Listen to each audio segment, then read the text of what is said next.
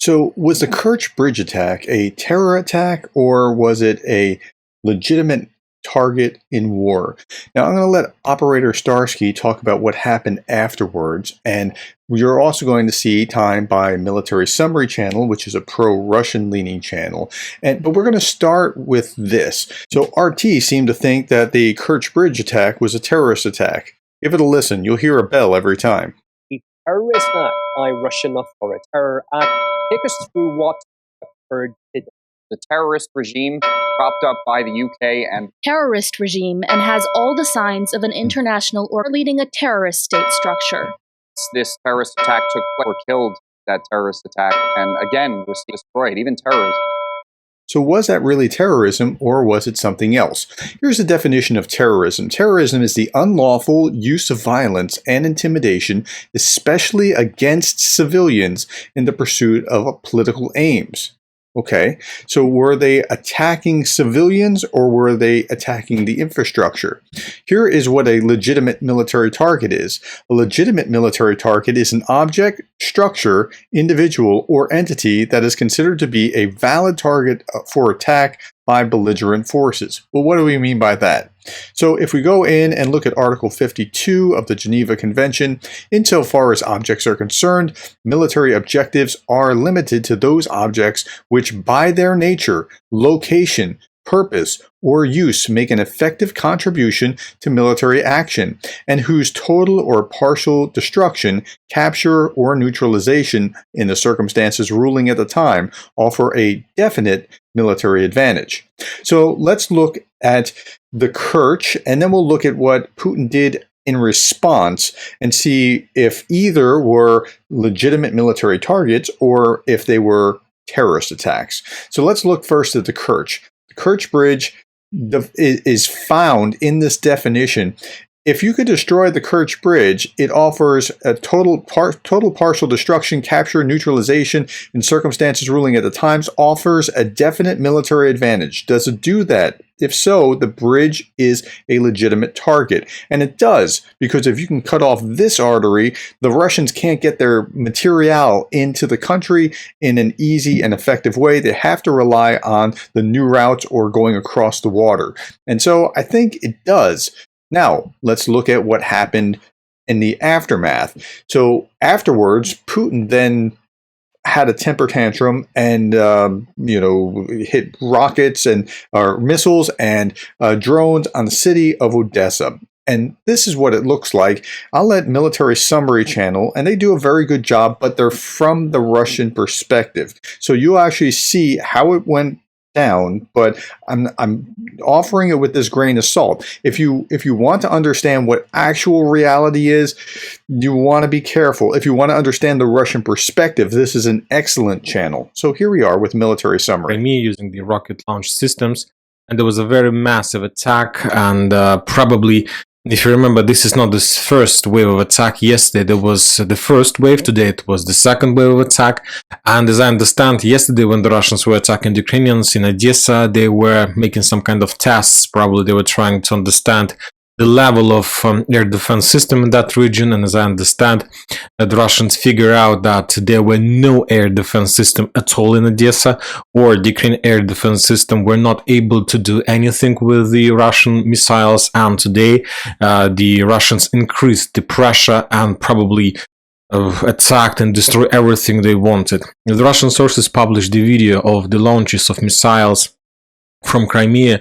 On this video we see how the Russian fleet, the Caliber carriers, were attacking the Odessa using the Caliber missiles, and on this video we see maybe the same ship, maybe another ship from another angle was attacking Odessa. There were explosions all over the entire city. The sources are saying that some industrial areas on the west were attacked, some fuel depots on the south were attacked. The port itself, the main port on the central north part of Odessa, was attacked. We got a lot of videos, for example, some... Now, are those legitimate targets? It sounds almost like it is. Industrial areas, the port, and things along those lines. Let's listen a little bit longer. Sources are saying that, claims that on this video we see the attack against the Odessa port, the main port that Ukrainians were using for the grain deal, and the later we got, of course, more updates. So he said the main port that they were using for the grain deal. Now that's important because you're understanding what they're attacking and why. He kind of let that out and, well, let's keep going. People from Odessa started publishing a lot of videos. And on this video, we can see the real hell that took place on Odessa during the previous night. Massive attack, a lot of explosions. As you can see, a person wanted to even to hide. A lot of explosions all over the entire Odessa. The port, the military bases, the production centers, industrial areas, everything was under. Okay, port, military bases. Okay, military bases are clearly a legitimate target. Maybe the port is. Let's keep going. Russian attack, and as you can see, there were no air defense system from the Ukrainian side at all. No air defense. So as I understand, if the Ukrainians are not able to evacuate the military forces, military bases, industrial areas from the settlement during the day, the next night we are going to see another wave of attack, and the Russians will complete their mission and they will clear Odessa region from any military presence in this area. The Ukrainians. Okay, so that is military summary's explanation. Let's now hear what Operator Starsky has to say about the exact same thing.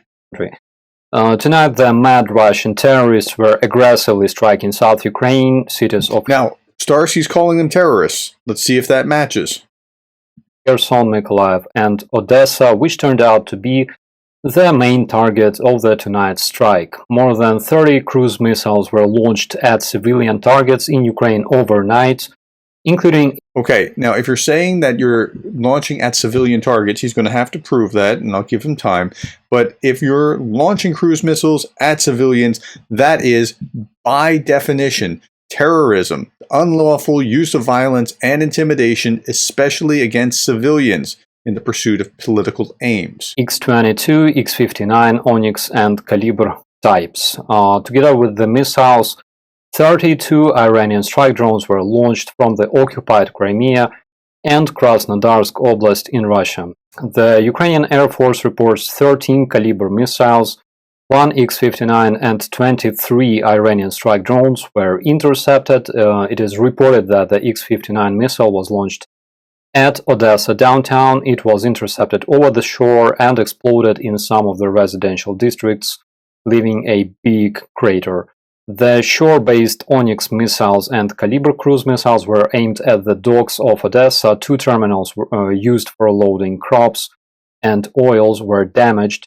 In the outskirts of Odessa, several enterprises were hit, including a storage of tobacco and fireworks. Okay, so they hit the docks of Odessa, grain storage. I'm not sure if that is legitimate target or not. It depends on what you're actually trying to accomplish. If you're trying to keep the other army from eating, that's one thing.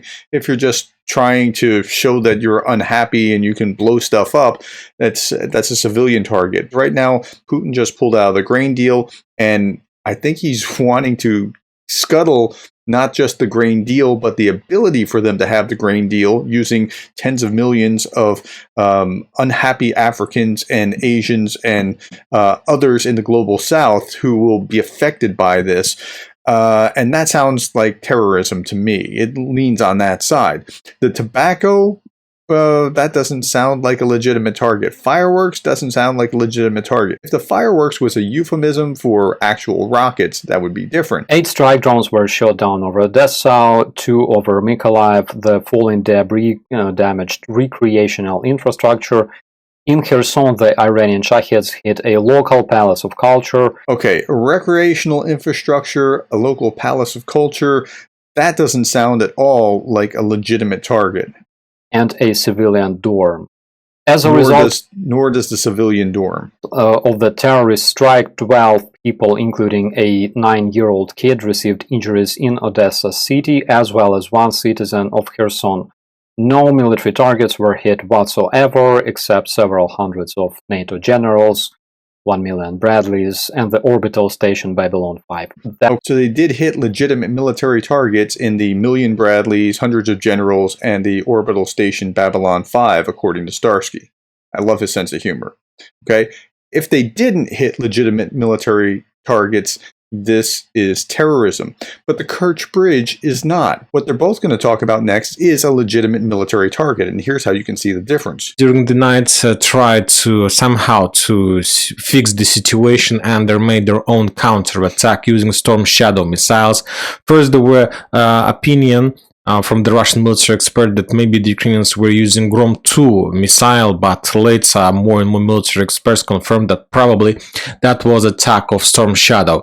The Ukrainians destroyed the Russian ammo depot, very big ammo depot that located on the eastern part of Crimea, and the local authorities of Crimea announced about evacuation of 3 settlements in the vicinity of this ammo depot. Probably he was talking about Tavrida, Abrikosovka, Avazovska, and probably Krinchakin. These 4 cities is a So the Ukrainians hit an ammo dump, and that's a legitimate military target. That's what you should be using your missiles on. Now here's Starsky talking about the same thing. Ammo storage in the Russian-occupied Crimea, located in some of the biggest training camps used by the Russian invaders, was obliterated as a result of the collaboration of the Ukrainian military intelligence and the armed forces of Ukraine.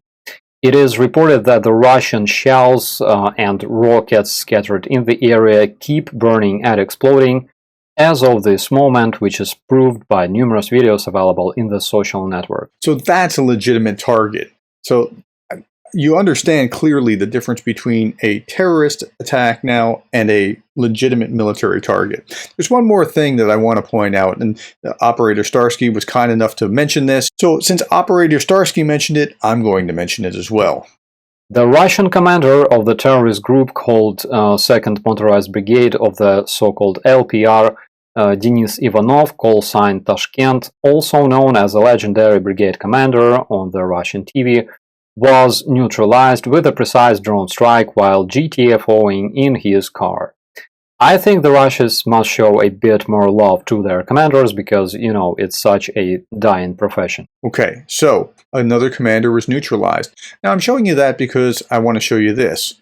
The other day I mentioned that Roman Kutskov was killed in 2023. He was killed in 2022.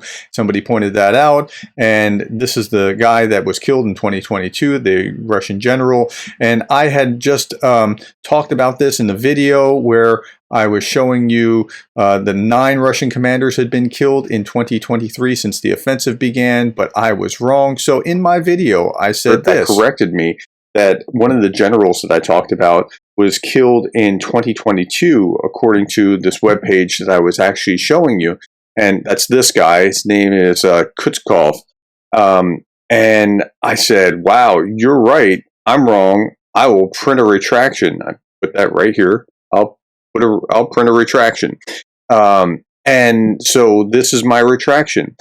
I got it wrong. It's not that mistakes were made. I made the mistake. Okay, so I put that out just yesterday. So then today, another commander is off the battlefield, so we are actually back up to 9. Now, I'm not going to say that the Ukrainians did this for me, but we are now back up to 9 Russian commanders off the battlefield since the beginning of the counteroffensive. Now, last thing, I looked on Amazon for the absolute cheapest thing that I could find to support Ukraine, so I could spread that and mention this to you. I'm going to put the link below, whether you're looking for a pin or you're looking for something else. This is not my store, so it's not that. I just want you to do something to show your support for Ukraine. It could be a hat like I have, or shirts like I have. It could be a bumper sticker, it could be a lapel pin. Just do something to show that you care about Ukraine. And thank you for the likes, annoy the trolls. Thank you for subscribing so you hear these messages. Thank you for sharing these. When you share these on social media, they travel far, the views go up, other people are informed. Thank you most of all for being the kind of person that cares about Ukraine. I'll be back tomorrow. I hope you will be too.